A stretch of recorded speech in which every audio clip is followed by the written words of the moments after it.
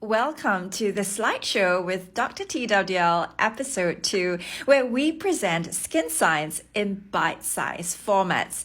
Today, we will be covering the first fundamental step in skincare routines, which is makeup removal. What are the two main formulation options for makeup removers? The first is a micellar formulation. The second, an oil-based cleanser or an emulsion, sometimes also known as a milk cleanser.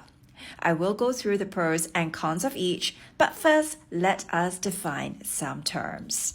What is micellar water and how does it work? Micellar water works by hydrophobic, which essentially refers to water-hating, and hydrophilic, that is, water-loving properties of a micelle. The makeup residue is attracted to the water-hating aspect, and this is best thought of as a ball that is wrapped up, which continues to roll on skin, thus grabbing the residual pigment and dirt. To remove the ball, which is a micelle, you use a cotton pad. Friction or rubbing is thus inevitable, and this can be harsh for sensitive skin.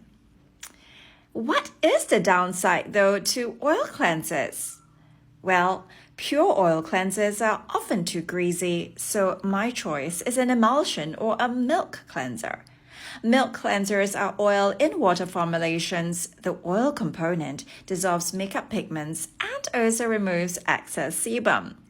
The idea of like for like, which is also the key principle here, is that oil-soluble pigments are dissolved in a similar substance, that is, an oil in water emulsion. What is the difference between emulsion versus oil cleansers? The benefits of an emulsion are that it is less greasy than pure oil formulations.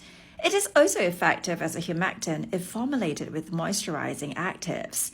When you physically rub off makeup on a cotton pad, the oil component protects the skin.